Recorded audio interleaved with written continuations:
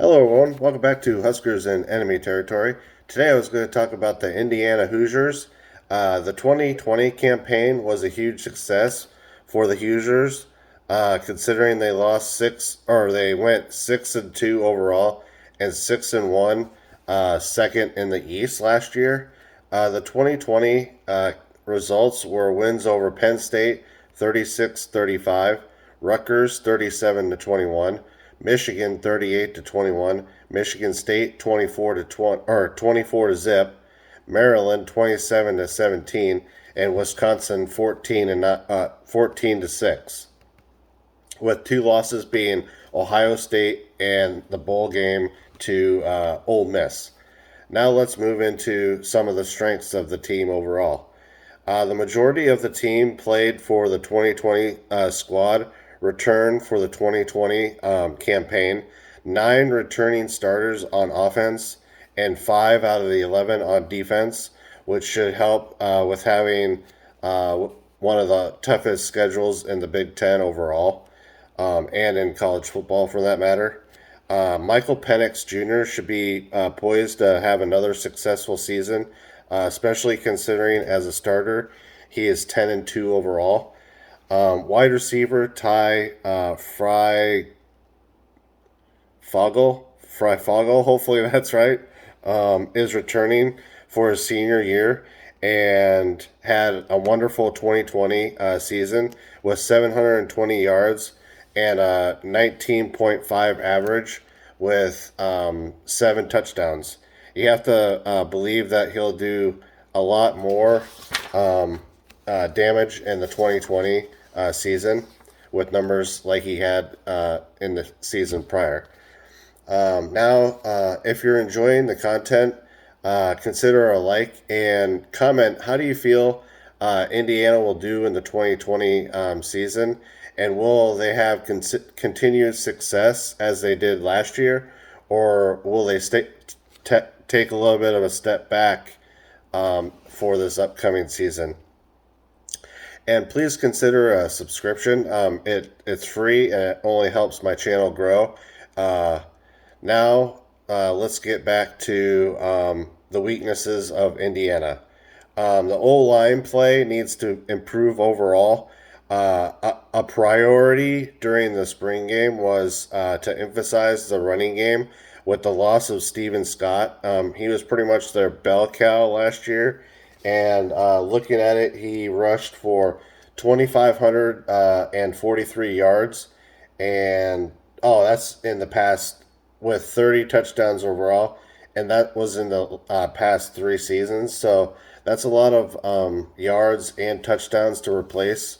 Looking at it right now, it looks like they have a kid named Samson James, a sophomore. Let's see. James, limited play, probably because he had Scott. He only had 96 rushing yards net, so we'll have to see how he ends up turning out for the Hoosiers. Let's see. With the number 2 quarterback, Jack Tuttle, looking impressive at the end of the last season. The one knock that I saw was that Michael Penix needs to kind of stay healthy in order for Indiana to stay competitive in the Big Ten East.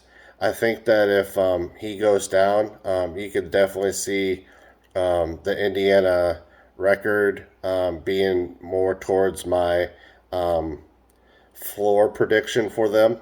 So with that being said, let's get to record predictions. I think the ceiling for Indiana will be 8-4 with wins over, Idaho, Western Kentucky. I said probably Penn State, Michigan State, Maryland, Michigan, Rutgers, and Purdue. I think that's right. 1, 2, 3, 4, 5, 6, 7, 8. Yeah. And losses to Iowa, Cincinnati, Ohio State, and Minnesota. So I think that's 8-4. Now, with the floor, I think they would be at somewhere in the 6-6 range. Maybe they lose to Iowa, Cincinnati, Penn State, Ohio State, Michigan, and Purdue. I think that's six. One, two, three, 4, 5, 6. Yeah, so 6-6 I think will be their floor, and 8-4 will be their ceiling. Now I couldn't find anyone to bite on the fans' strengths and weaknesses other than one of my buddies, Conference Commando on Twitter. He says the biggest weaknesses would probably be running back with the loss of Stevie Scott, but they are pretty much set everywhere else. I would say that they got the best quarterback and linebacker in the Big Ten, and the offensive line does need to take a step up. And I kind of covered that as well in my video or whatever just recently. So I think we're pretty spot on as far as predictions go here. I really wish I could have found someone from the Indiana fan base, but for whatever reason, I'm kind of striking out on some of these teams as of late. But hopefully, maybe I can garner up some enthusiasm for maybe the Purdue and Michigan State, season preview videos. I also have Maryland, and I'll have to just find some people for those.